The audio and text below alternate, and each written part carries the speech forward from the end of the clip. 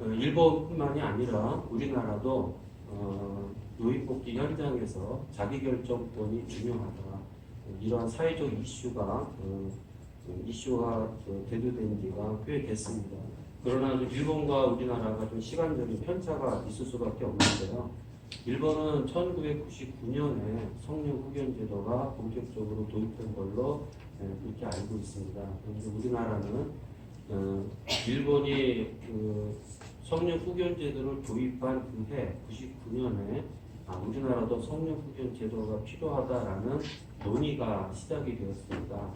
그래서 2013년 7월에 성년 후견 제도가 이제 민법이 개정되면서 시행이 되었죠. 그러다 보니까 일본과는 거의 한 14년 정도의 시간적인 격차가 발생을 하고, 민법이 도입돼서 2013년에 성년 후견 제도가 실시된 이후에 우리나라가 이제 6년을 지나가고 있는데, 그러다 보니까 일본은 발표하신 내용을 보면 상대적으로 많은 진척이 있었던 것 같습니다. 그럼에도 불구하고 우리나라는 아직 논의 단계, 그리고 이 제도를 어떻게 하면 보다 본격적으로 시행할 수 있을까라는 시작점이 있지 않는가 그렇게 생각이 듭니다.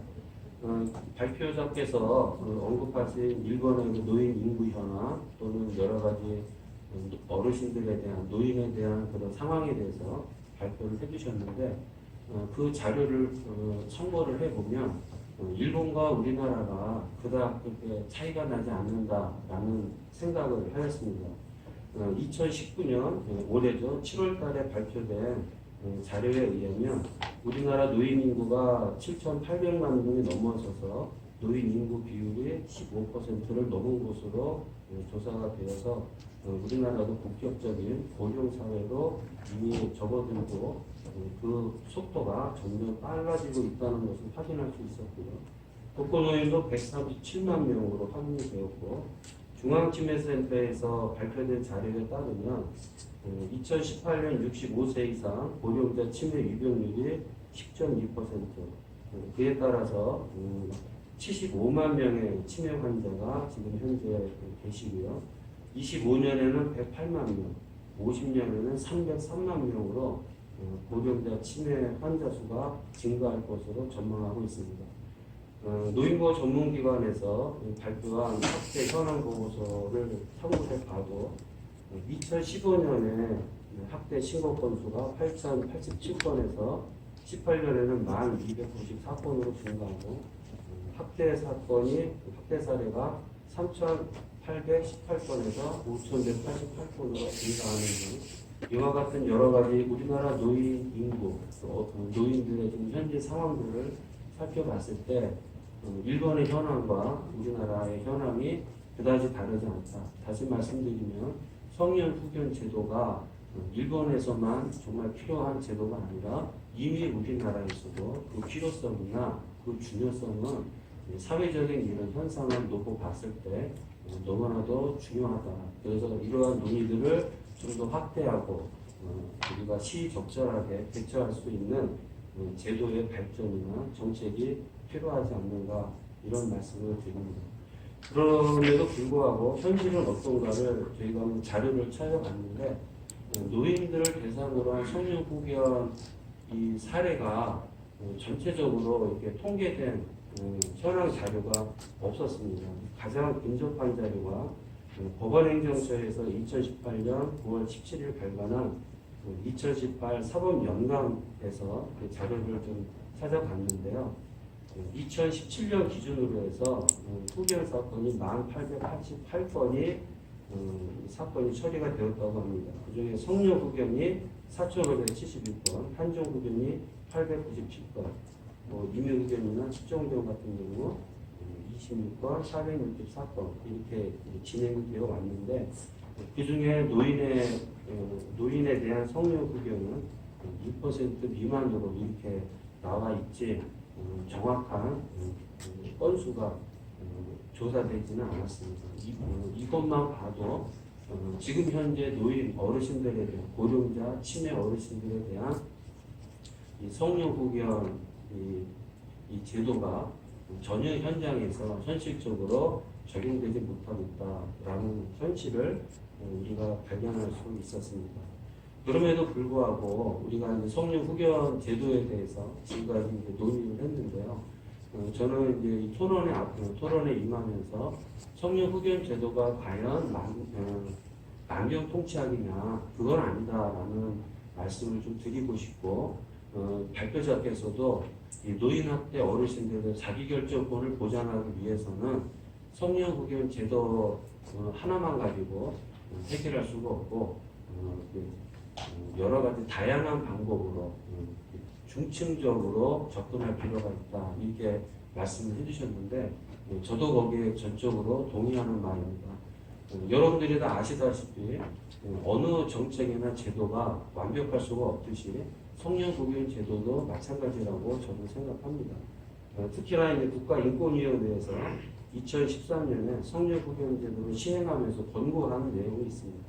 그 권고한 내용을 살펴보면 국가인권위원회에서 우려한 것은 무엇이냐면 성령 후견 제도가 어르신들, 노인들의 자기결정권을 보장해주기 위한 제도임에도 불구하고 자칫 잘못하면 그 결정권을 오히려 침해하거나 남용하거나 유용할 수 있는 위험성이 상당히 높다라는 그런 문제의식에서 시작을 합니다. 그래서 이러한 문제를 해결하면서 성령 후견 제도가 본연의 그 역할을 수행할 수 있게 하기 위해서는 무엇이 필요하냐, 발표자께서도 언급을 하셨듯이 과연 어르신들에게 의사결정 능력이 있는지 없는지, 그리고 그분들이 어느 정도의 결정 능력이 있는지를 정확하게 판단하고 거기에 따라서 접근할 필요가 있다라고 하는 것이죠. 그래서 국가인권위원회에서 이와 같은 의사소통 전문가의 조력도 받고 또는 의사결정 능력을 판단함에 있어서 표준 절차나 지침이 필요하다, 이러한 이제 공고를 하였는데 우리나라도 이와 같은 관점에서 좀 더 구체적인 지침, 표준화된 그런 기준들이 있어야만이 이러한 이제 좋은 제도가 보다 더 현장에서 긍정적으로 활용될 수 있지 않을까, 이렇게 말씀을 드리고요.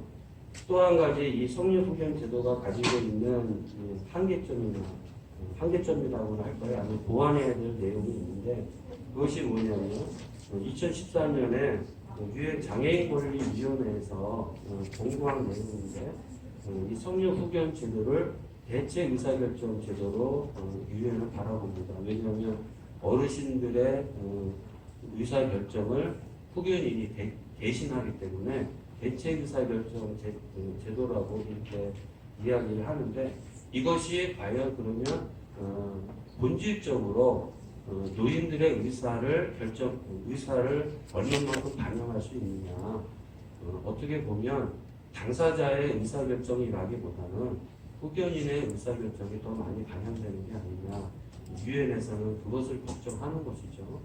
그렇기 때문에 이 성령 후견 제도를 대체할 수 있는 대체 의사결정 지원 제도가 대체 의사결정 제도가 아니라 의사결정 지원 제도로 좀 더 보완하고 보충할 필요가 있다라는 것을 장애인권리위원회에서 권고한 적이 있습니다. 우리나라에 이러한 것들을 우리가 좀 참고를 해서 발표자께서 말씀하신 대로 중층적으로 우리가 좀 접근할 필요가 있다. 그래서 최철우 교수님도 말씀하셨고 또 지금 금융 관련한 경제적 확대 말씀하시면서 뭐 지속적 대리권 제도 또는 의사결정 지원 제도 이러한 또는 어르신들의 어떤 삶을 설계해서 그분들이 설계한 삶대로 도와드리면서 그분들이 원하는 삶을 살 수 있도록 지원해드리는 그런 여러 가지 다양한 서비스들이 우리 사회에서 좀 더 활성화시키고 그러한 논의들이